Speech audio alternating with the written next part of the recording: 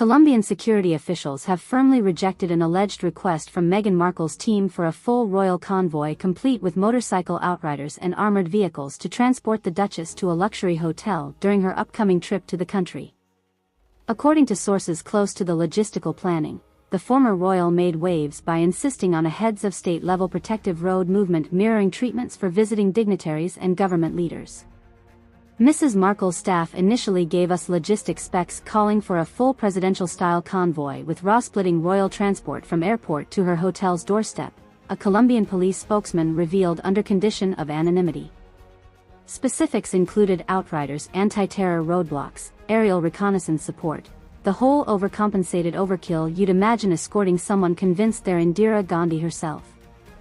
The extravagant and exorbitant security protocols requested allegedly raised eyebrows among Colombian authorities accustomed to proportional threat assessments dictating appropriate protective assets deployed for any visiting foreigners. Especially given Meghan's status as a private celebrity rather than sitting head of government, her convoy demands struck many officials as severely out of touch with standard operating procedures. Let's be clear. We're not dealing with logistics for the Pope or even a hotelier heiress considered an elevated risk worthy of Bonapartist overkill, the police source continued bluntly.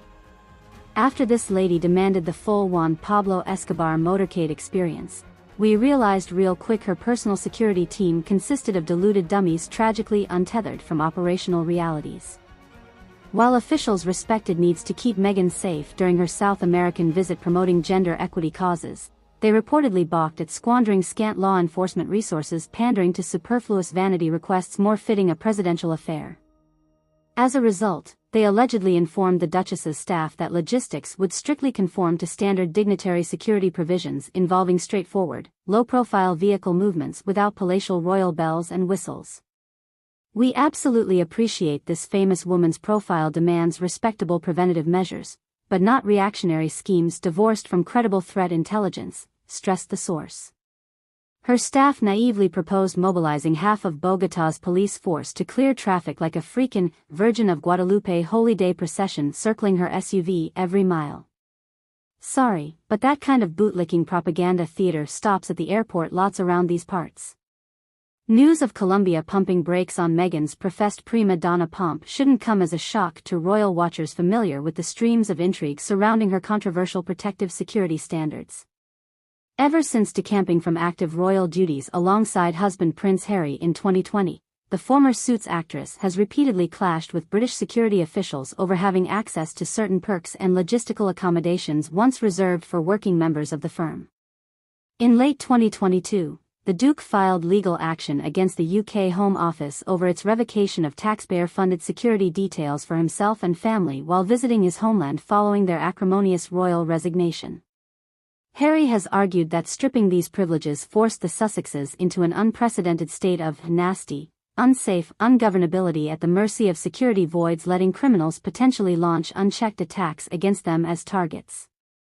Others see his lawsuit as nothing more than the latest installment of a long PR campaign seeking to paint the exiled prince and his wife as sympathetic victims saddled with diminished existential security due to alleged improper marginalization by the palace old guards.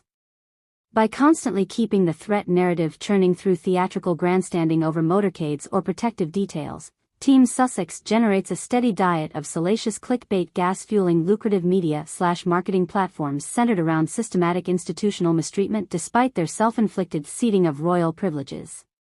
Either way, the credibility of their security appeals has taken a hit recently, especially in light of Meghan's reported over-the-top motorcade requests for Colombia now being summarily dismissed as sheer arrogant fantasy by officials charged with providing legitimate logistics rather than performative security theater. This could prove particularly damaging for any perceived victimhood narrative, suggesting perhaps the Duchess is more infatuated with trappings of royal treatment than authentic safety provisions. These out-of-touch demands for nonsensical motorcades essentially just unmasked everything as a sham focused on optics rather than appropriate procedures to both safeguard Mrs. Markle specifically while optimizing overall touristic protection resources, lamented another Colombian police source involved with planning the Duchess's upcoming visit.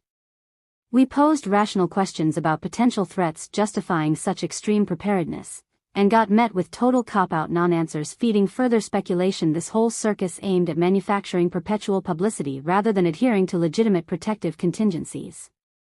Far from the convoy fiascos marking an isolated incident, this latest imbroglio appears to validate long-standing suspicions that personal branding priorities frequently eclipsed substantive considerations for the Sussexes.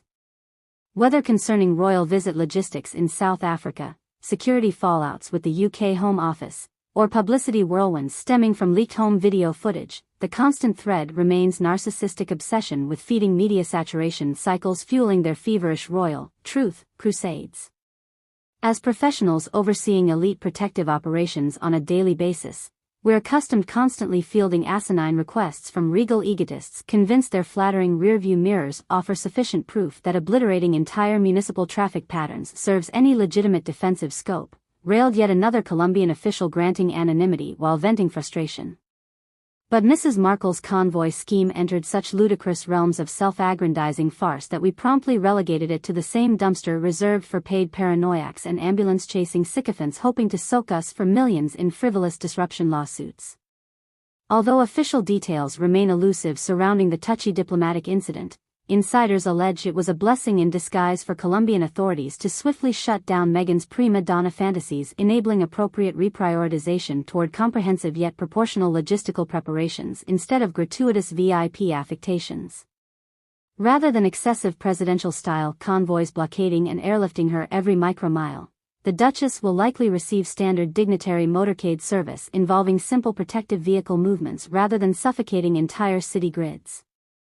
After enduring so much preponderant foolishness from her team's opening salvo requesting head of state handling, we thank heavens Mrs. Markle finally embraced humility by accepting more pragmatic arrangements aligned with reasonable threat expectations versus self-promotional hysteria, a lead police coordinator stated.